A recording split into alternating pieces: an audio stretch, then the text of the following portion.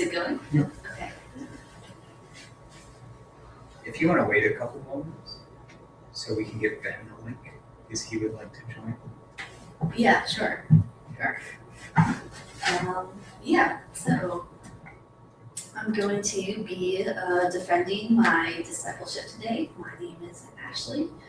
In my head, I've been comparing this the past few days to when me and Chris sat down for like the discipleship video thing, and Chris was saying I was really like calm and poised. Maybe he didn't say poised, but I'm gonna say it. And he's like, you even calmed me down. And I just try and think about that and this, and it just doesn't work. It just falls flat.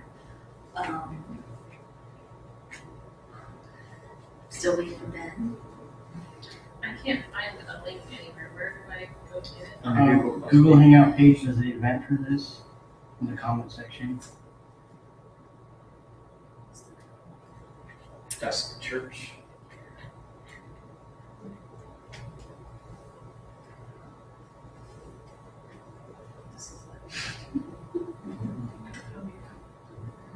They said on Thursday.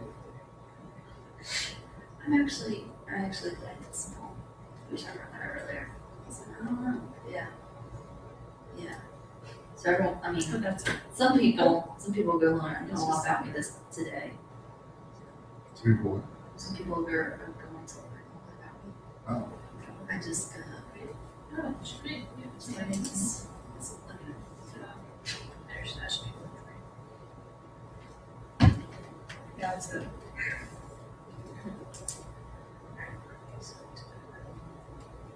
Does he know you're working on it? Is he expecting it? Why didn't he just come down? It's not that far away. On a bicycle. Oh, right. Forgot about that part. Said that.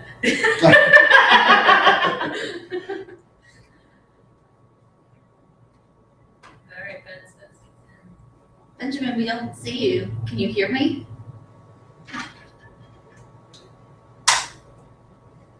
Did he do the one? He might not be in the hangout. He might be, you just been watching. There should be a link in the comment section underneath the window. Okay. Or what? Wait, Ben's doing it. So Tana was telling that funny story about me eating all those pizza crusts. I come over some other time to Dawn's house, and there's leftover pizza again. I was like, oh, can I have some? And she's like, oh, we've all been kind of sick, so I don't. I was like, oh, that doesn't bother me at all. It's like, I'll be fine. So, and I You want hear us all talking. Yeah, I think he's watching the broadcast. He's not participating Okay, in the okay. broadcast. I can hear you talking about me. It's got 2 modes of I knew operation. worse. Awful. Okay. Okay. So as I said before, my name's Ashley. I was gonna say Ashley Page, but then I was gonna say my last name is Page, which is what happened when I started in this church. I introduced myself as Ashley Page. You know, it's just what to be called daily, and people thought Page was my last name for the longest time until we're all saying it Slovakia one day. And I go, Ross, we had the last name name. And he goes, your last name is Page. I go, no, it's not. He goes, yes, it is. And I go, no, it's Johnson. Anyway, something like that. Like that he corrected you on your last name. Yeah, I might be It's not. I might be putting words in his mouth, but you know, it makes the story better. So that's when we were looking at the place above Slovakia, and it just ended up not working. Okay. So my top 3 most significant moments here at Dust.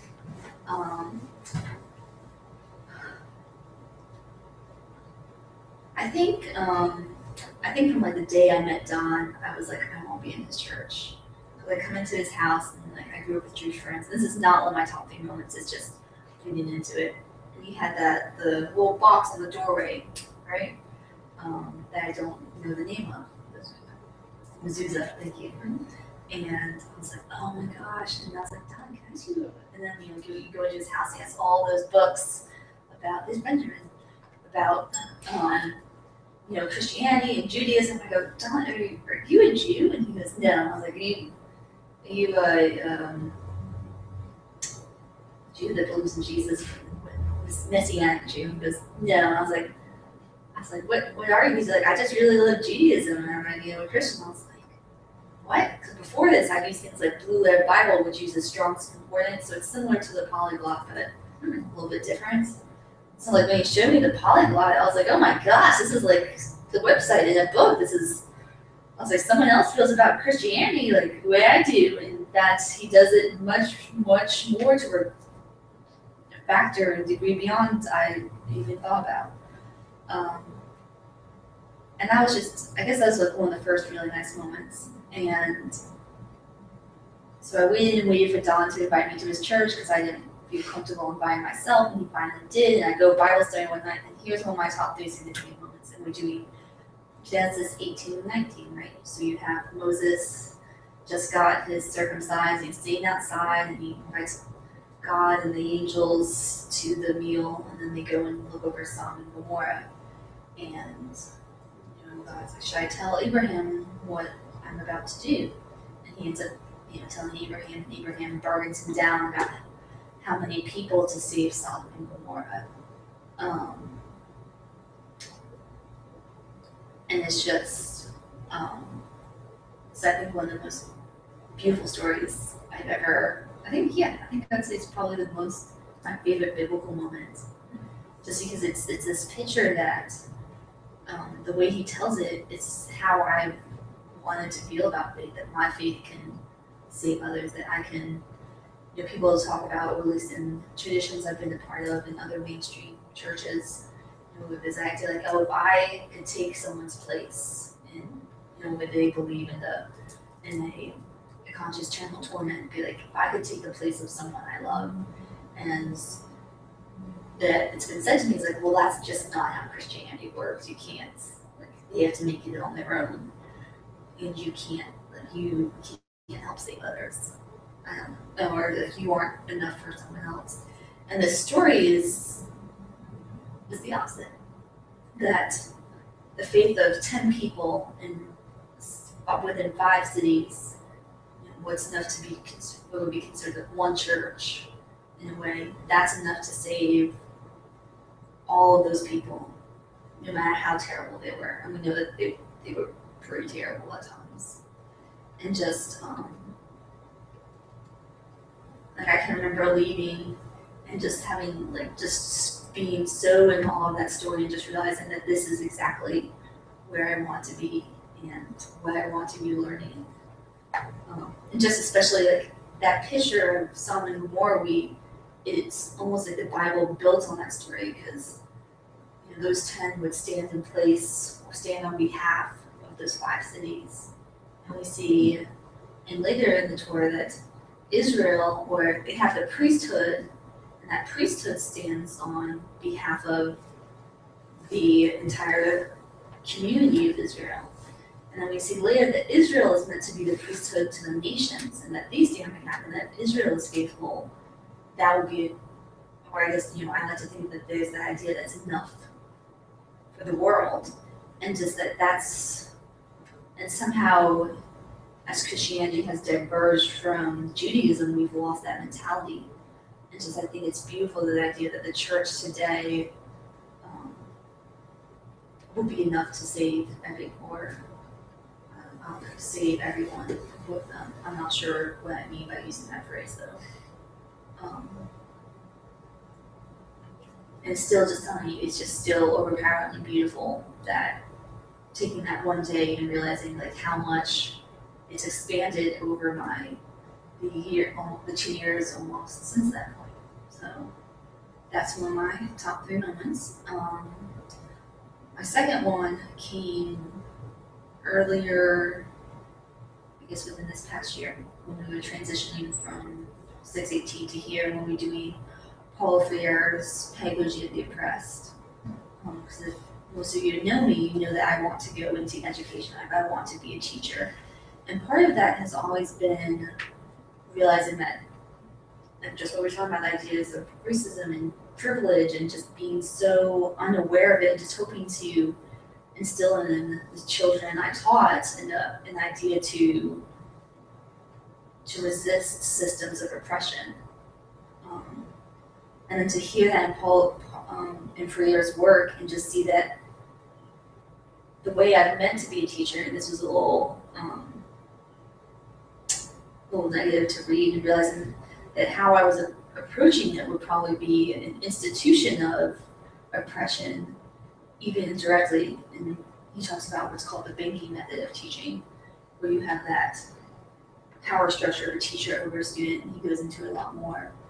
And he then talks about education as a mutual process and as a practice of freedom.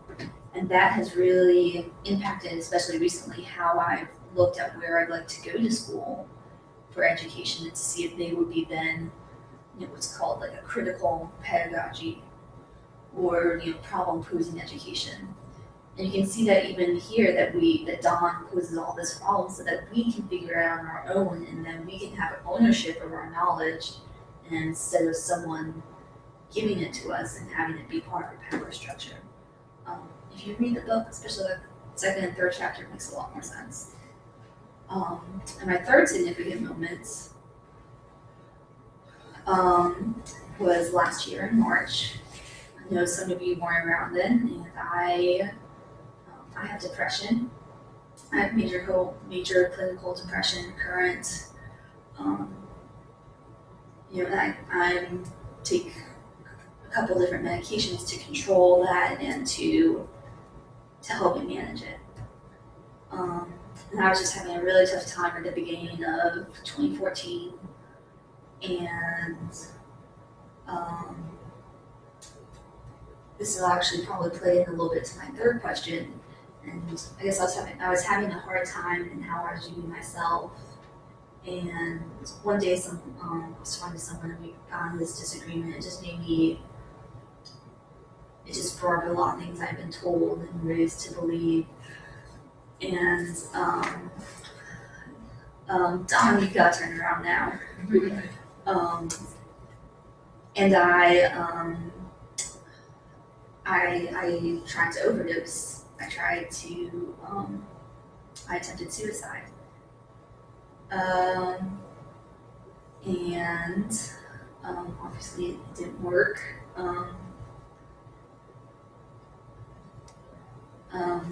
But it was, I was medically hospitalized at first at Lewis Gale before being transitioned to St. Albans for crisis stabilization and for behavioral health.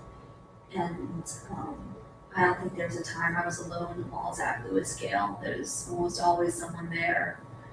I can remember I think everyone from church came and visited me. Ross brought me some stuff from Our Daily Bread when I went to St. Albans. Tom had brought me cookies and stuff from there. I guess Tom and Don did.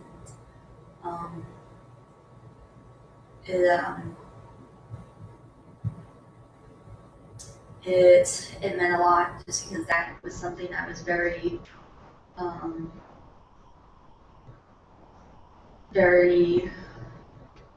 guess, vulnerable with, and very open, and just to be supported and not condemned, and I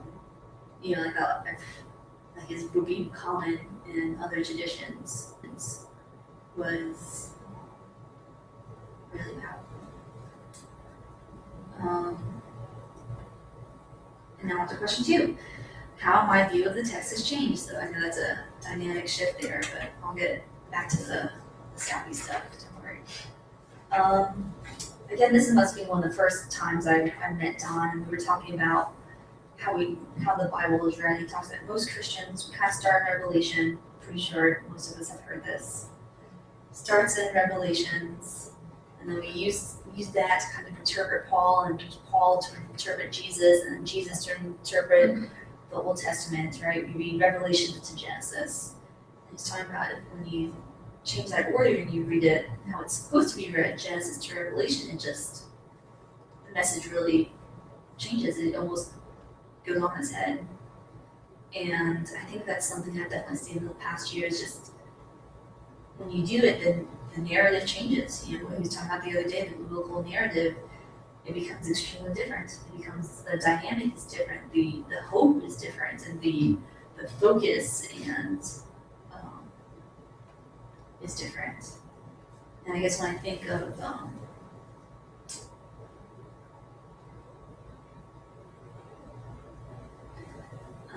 like one way is thinking about like the idea of oppression, right? Like we were talking about, and we see from the start that the oppression of like the poor and the widow and the orphan and the alien, that is something that God puts a lot of emphasis on, and you see it grow and grow.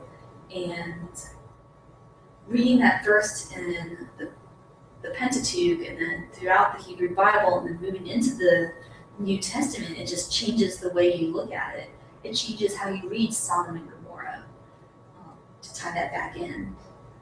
And in that, like I feel like the idea of oppression is then closely related to the idea of Jubilee, which I've been studying a bit with Don, and which got me interested when we were reading Luke, and Luke is talking about the good news and the year of the Lord, and it's this idea of restoration and of healing and whatnot, and specifically for it seems like those people group, those who are poor and they can't have sold themselves into slavery to keep to stay alive, and just that we've made it something very different. And a lot of traditions that I've done, when you read Isaiah 61, it talks about the year of the Lord, and it goes on past verses 1 and 2 and 3, and talks about like almost the wrath of the Lord. Like that has become a part of it, and that's just not. When I read it in this setting here, like I realize that that's not what's meant to be a part of Jubilee. Like it's meant to be joyous for everyone, and it's just meant to be this proclamation and this exciting thing. And that's some ways that my view of the text has changed. And another one, like I'm sure we've all become familiar with, this imagery. And I think that ties in with the other ones as well, just the way the Jews wrote things, the way numbers play in and pictures, and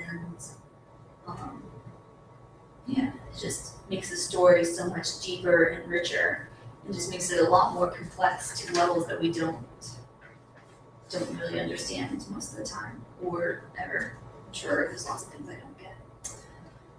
Okay, and my personal question. Well, first, does anybody have Does any, anyone have any questions? Yes, thank you, Don. including Benjamin.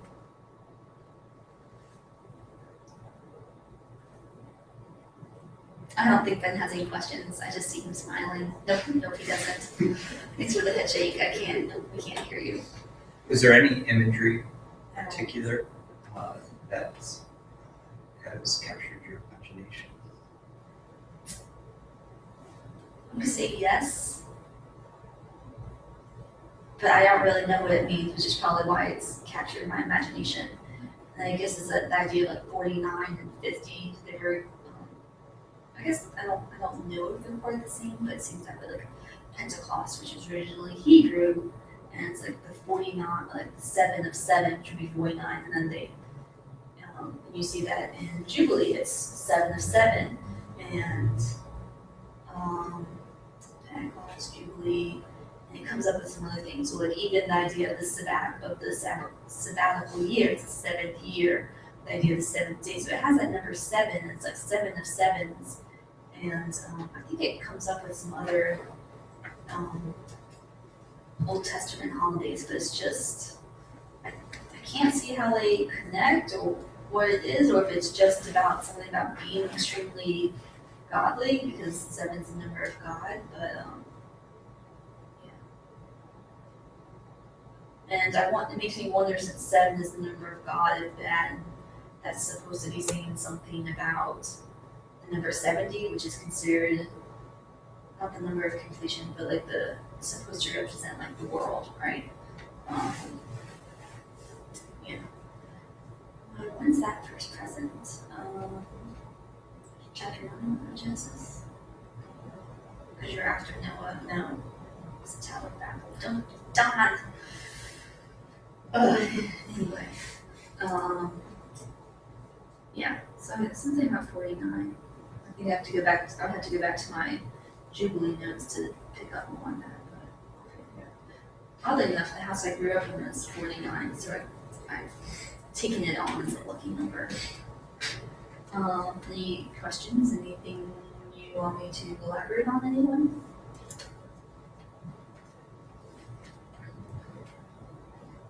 No? Okay.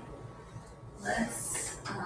So I tried to do kind of listing different things that came out to me for this. And I tried making Don does those mind maps. So I kind of tried that, but a lot of times when I'm thinking about all these things, like I don't see how they all connect. I just have a lot of thoughts. So instead of having Don's map, we got a circle here and the dotted line down to there, and you have a nice little trail. Like mine's just separate bubbles and squares and triangles and lines with question marks and. It's awesome. So I have like pages of words and thoughts, and the more I think about, the more I'm confused. And my question is, Don's like, I was thinking about what we did. We kind of been like on Jubilee, and we've skipped around a lot because I can't make up my mind really. And he's like, something else I thought about is you talking about self-image and how the text has positively impacted that.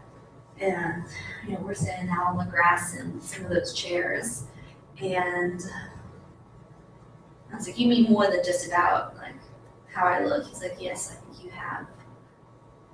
Feel free to correct me. I think you have a lot of struggles in your self-image, not just physically, but in other ways. That what I wrote down is intellectually. I'm sure emotionally is probably in there too. Now that I think about it.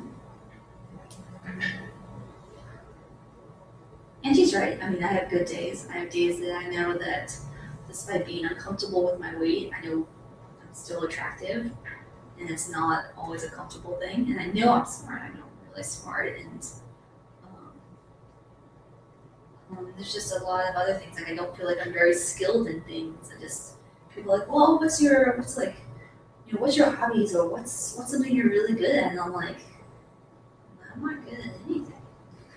And like Dom makes fun of me because every time I bake something, I only want compliments, but that's to reinforce my positive self-image, because it's one of the things I'm confident I do well, is bake. And that's why I only bake 3 things: that bread, cookies, and some muffins when I'm feeling adventurous.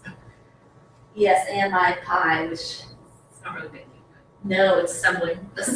Yeah, I do bake the crust. That's pre-made, the pre-made crust in the oven, and I do think that makes a big difference. If you want the recipe, you can ask me later. I thought about making it today, but I'm glad I didn't, since Chris got me that awesome Oreo cake.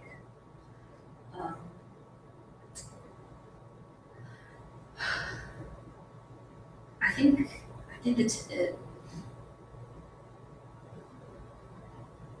I know I have become more positive in the past year. Not positive. Sorry, maybe I have. I do think I have become more positive since joining this church. I think I've also become, on days, more confident, and on my better days, there's a lot more confidence. There's a lot more peace, and if you know me. Some of my favorite questions to ask people, I'm kind of upset that, maybe not too upset that Kelly and Michael, the Baker Traps, aren't here, mostly because I've asked Kelly this a bunch of times. And I'm pretty sure I've asked Chris and Dawn and Tana this too. It's like I go, what is love? And something else I tend to then ask of that, at least myself, I think I ask other people this as well. It's like I ask people like, how do you know who you are? I've asked Ben that. I've gone, Ben, who are you? And he goes, I'm Benjamin. And it's a good thing I'm texting him, because otherwise I would just like shake him.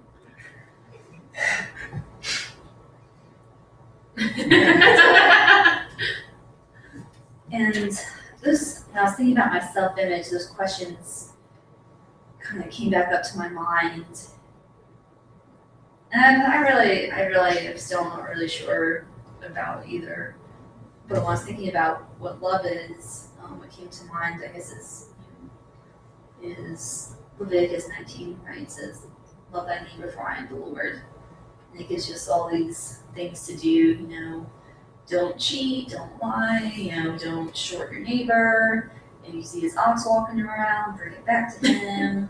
Don't sow two different types of seed in the same field. Don't wear, linen and wool together. I'm kind of just making them up because I don't really remember, even though I looked them up this morning. And you see Jesus, and I even went over to where it's mentioned in the Gospels, and you have the greatest commandment in Matthew and Mark, and then you have the parable of the good neighbor in Luke, and John doesn't really consider that much worthwhile mentioning. So I realized that when it comes to love, I just focus on the neighbor part. But I couldn't really make heads or tails of that, and I was like, you know what? Just go on, actually. Go on to something else you've got enough to talk about. So then I was thinking about who am I? And I just went through this with my therapist a while ago because I'm having depression, and especially once you get institutionalized, hospitalized, feel like you see things like therapists and psychiatrists, which I was already working on beforehand, just to let everyone know. I do try and keep care of myself, just doesn't always, I don't always do a good job. And she's like, Ashley, what do you think about yourself? What do you think you're a good person? What makes you good and what makes you not good? And I was like, well, I'm just, a lot of the things I told her is just like, it was usually, I would be like, I'm such and such, but I'll be like, I'm good, but just not good enough. I'm pretty, but not pretty enough. I'm not generous enough. I'm not this enough. And, I don't know if, I guess other people here and other people who watch this will have that same idea. It's just, there seems to be some invisible bar that once you reach, you'll be enough. And it's a very small zone because then you can become too much, like too emotional and too, I don't say too smart, but just, some days it feels that way. Not around here. You guys usually help me question and think. But there's just sometimes I'm just like this. I'm just out of your league. And usually it's not that positive. So when I was thinking about who am I, and I just listed things, I realized and relating back to Dom's narrative, the idea who I am is that God is good and I am good. That's how He made me. One thought I've had every now and then in the past year or so since I attempted suicide is just waking up being this kind of I'm not sure if it has its place in the way we view things, and it has more along the lines of things I've had in other traditions I've been a part of, but just that if I'm waking up today and I am breathing, then that's what God wants. Just that. Yeah. And I think, Don and I were talking about this morning, and TJ's here, and we were talking about just that life is about improvement. The text has helped me positively change my self-image and just positively change myself in the time since I've been in this church. And it doesn't stop. I'm a good person today,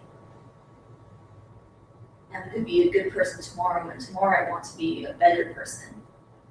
And I think we were talking about this one time during the study, but just the idea that you don't focus so much on the past and your failings, you just keep hoping to do things better and just walk towards God. And I don't know if any of you go by Sarah Tano's, and it has that woman kind of lounging in that quote, and I'm almost 100% sure it's all women. It's about face the sun and the shadows will fall behind you. And I think we were probably talking about the American church and how it focuses so much on sin and condemnation and fear. But just the idea that God made me good, and just to become sure of that. And when we ask what does God ask for you, like there's that popular Jesus song about Malachi. It's like seek justice, love mercy, walk humbly with your behinds. Like, and what Don was saying there, like, was God asking you? It's like, talking about the Torah. It's like it's not too much. It's not far away. And just like, how do I be a good person? Like, what is my purpose? And just to realize that I feel a sense of purpose in living how God wants me to. And in past churches I've been a part of, like that becomes this nebulous, undefinable, wishy-washy thing that like everyone has their own opinion. And just I really enjoy Judaism. It's like, what's my purpose? Like, how do I live how God wants me to? And they go, we have 613 ways to do that. Don't get me wrong, it's they're daunting, and I guess I don't worry about a lot of them since there's no temple, so I don't have to worry about a goat, and I don't, or anything. And then knowing that not like, and again in traditions I've been taught that if I don't meet the standard of perfection that God has, then I'm going to die. I'm going to die a terribly fiery death for eternity. And just realize that so many of those commandments go back to what I was saying about how I view the text. It's about limiting oppression. Like if you do what I tell you, there will be no poor among you. And just to know that I can improve not just my life. It's not just about my relationship with me and God, but it's my relationship to my community, with you guys, and to my world, that I can make the world a better place by doing this. And this is Rabbi, he's written some really good things, and his last name is Heschel. He just talks about each commandment as being multifaceted. I think he refers to it as like a gem, and that the more you turn it, the more you see into it, and that they mean something beyond what you can really see and know. And just to know that I'm trusting God when I'm doing these, and I'm actively, in some way I don't understand, but trusting God, I'm actively making the world better. And you know what, if I decide to make something with shrimp and scallops for dinner, which are dietary restrictions, or have some pulled pork, that you know what, He's okay with that, and it's okay that I choose to do that. Like I willingly, knowingly break the law of God, which is, I've been taught like you do that, it's like, God doesn't let people kill themselves. If you kill yourself, God's going to punish you more than you can possibly imagine. It's going to make you into a tree in, the seventh layer of hell if you read stuff. All the time. Yeah. Before bed. Yeah, it's a good bedtime story. And just that these commandments aren't just about me having purpose, but it's helping me belong to my community, and it's helping me have this fullness of life and sharing that with others. And just this idea of, it's just very powerful to me. And I think that goes back to some of those things I was saying before, like having peace and confidence and hope. It's just knowing that God has given me a way, and that's not, I mean, to be cliche, it's not about comparing yourself to other people, but realizing that you do this to the best of your ability, and that's all God asks of you. It's something you can do physically, something you can do in community and intellectually, and something I can do, I guess. And we're in Acts now, we're talking about Acts 2, and the idea of like that community caring for the needs of each other in it. Just that's what we do here. And we do it really well, I think. And just it's hard, but I think we've made this into a place where we can share, where I can share things and know that people are listening, and where I can give help and people are willing to accept help, and just, which I think all takes a lot of confidence. It's hard being vulnerable, and my time here in Dust and how I've how I've come to and how it's changed my relationship with God, and how it's changed my relationship with people, and how it's changed how I read the Bible. And I guess the Bible did those things as well. I mean, it's a little all together.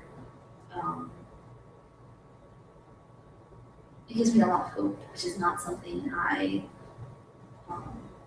would say I had much. Otherwise, I think I would have like pessimistic hope before I came here. Like, oh, I hope, or maybe not, because that's not hope at all. And it's just, and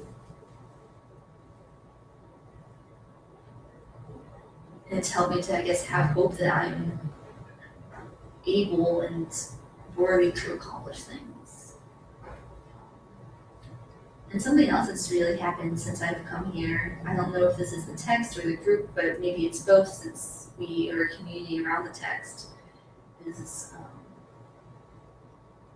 being able to not necessarily just defend how I read the gospel or how I read the scripture, but to at least stand strong. Like if I'm talking to someone who comes from a more conservative tradition, like I used to be part of, knowing that they don't agree, and I can be like, I don't like I'm sorry, I disagree, but I'm not going to,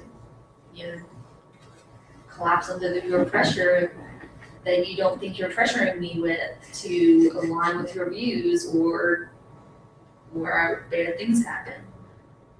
And also just to realize, I think one thing, this might be redundant, but just one thing I think the text has helped positively influence me again is like confidence, which then helps me to stand up against oppression and stand up for the oppressed. I don't always do that well for women. It gets a little personal there, and just and then other things I can see have changed within me. If I don't always like being self-reflective. It doesn't always lead to good places. Sometimes I'm not very hopeful and confident and whatnot, and then I just kind of slide downhill. But just there's times I realize that there's this is a nebulous thing, there's more respect. I feel like I have more respect for other people, even when their views don't match with mine and I don't agree with all what they think. I can still be like, well, you view things your way and I'll view things mine, and hopefully it all ends out well. And I try and be more respectful for myself and be more kind to myself and others. And I think it's helped me care more, which is something I do and don't like because it's very vulnerable caring, and that's not something I like being. And I realize I've also trusted more, I trust others more. This is an example of trust right now, and it's much easier than I thought. And just trusting myself as well.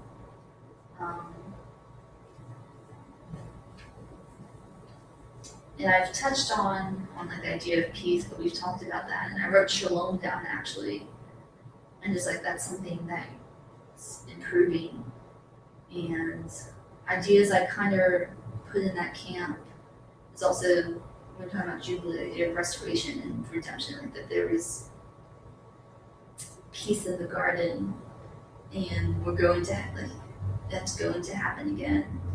And then when we live more by the law, by God's rules, the 613 commandments, or as many of them as, the better we do those, because you can do them.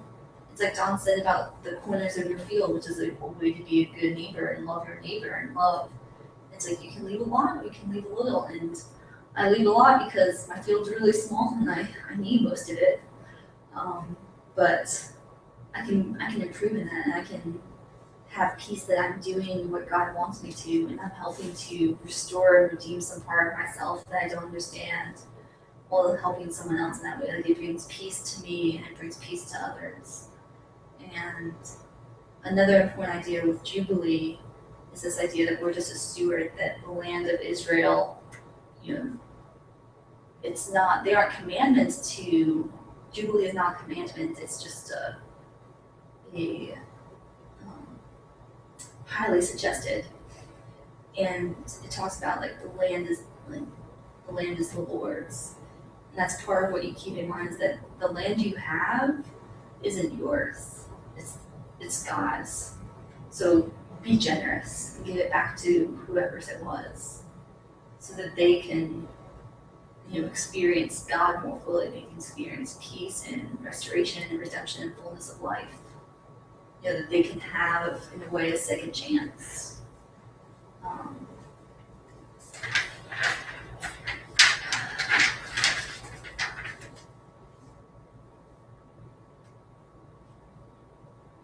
And I think that gets back to most of it. Like I started off talking about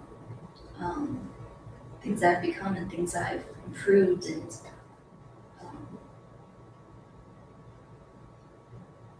I think,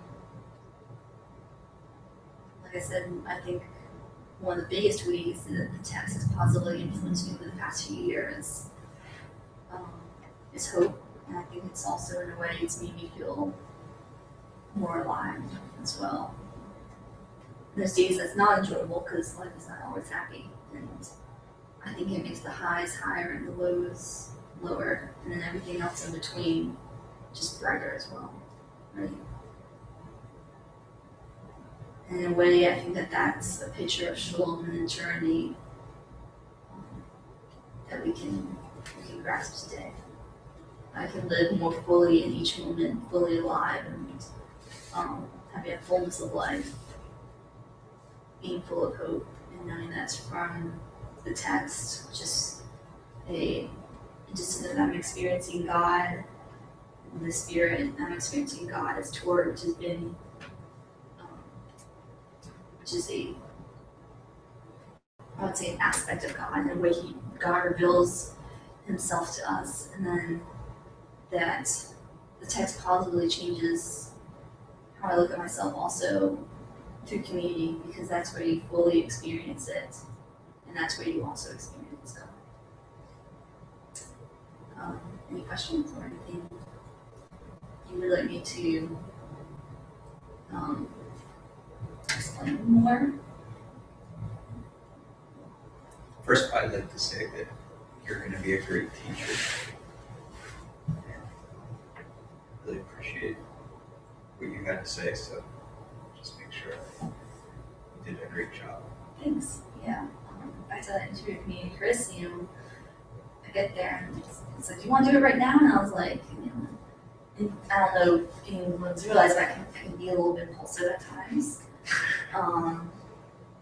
And I was like, no, I didn't shower last night. I didn't really brush my hands. I was like, that's how you normally are. So you're perfectly ready for this. And I was like, I have to plan. He's like, I think you're one of those people that's much better just off the cuff than if you have a script, And I was hoping to have something more scripted today, but it just wasn't coming out. I was like, just remember what Don said.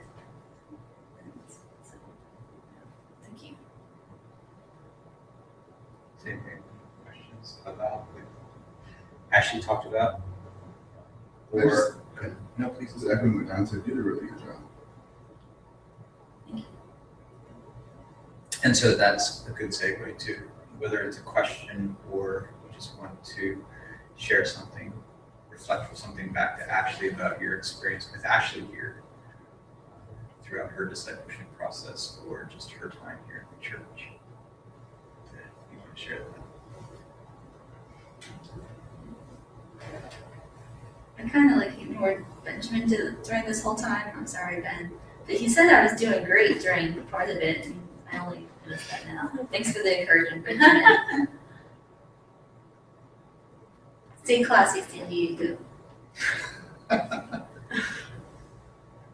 just want to say that for me, you started out coming over to the apartment to play board games and such, and getting to know you through that setting. I actually didn't think you'd like our church at first. When I first started talking to you, I thought we were insane. But I was really excited when you started to be a part of our community, and our community is better for having you. And your voice has been very significant here. and your contributions in every way have been fantastic, and I bless God for you all the time. So.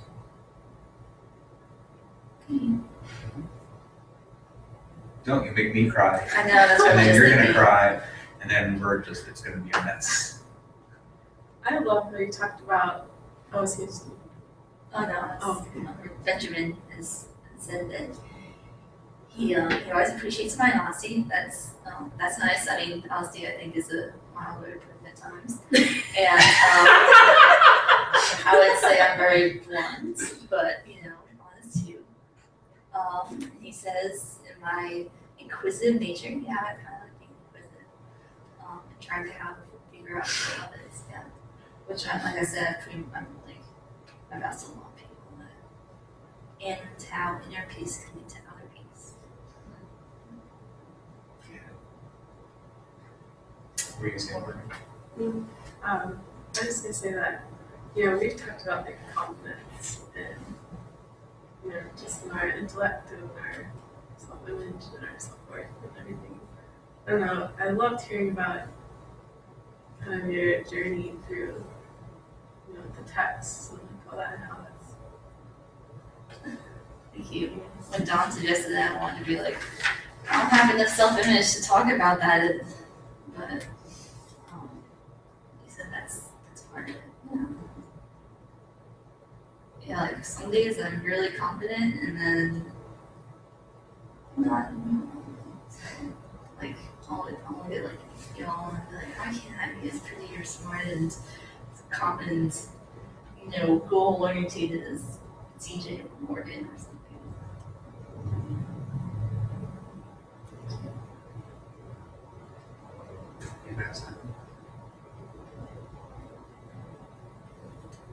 Can we pray over you? All right. Anybody wants to come up and pray over Ashley? Ben, do the best you can from there. Oh, that's fine. That's okay. Morgan, would you be willing to pray over? No, that's fine. That is a completely acceptable answer. I understand. So. How about I pray? Lord, you are so good, and we are so grateful that you blessed our church with Ashley. Lord, I thank you for the wisdom, the questions, and the laughter and the snorting that she brings with her.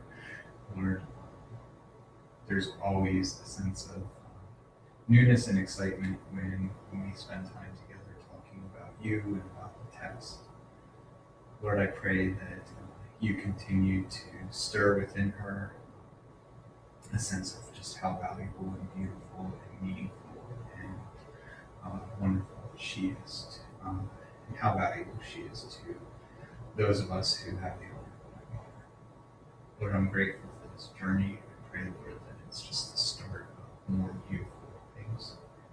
Lord, I ask you that you bless her with many disciples, that she might teach and help others to see what it means to have a healthy self-image. Lord, we love you, we praise you, and give you all the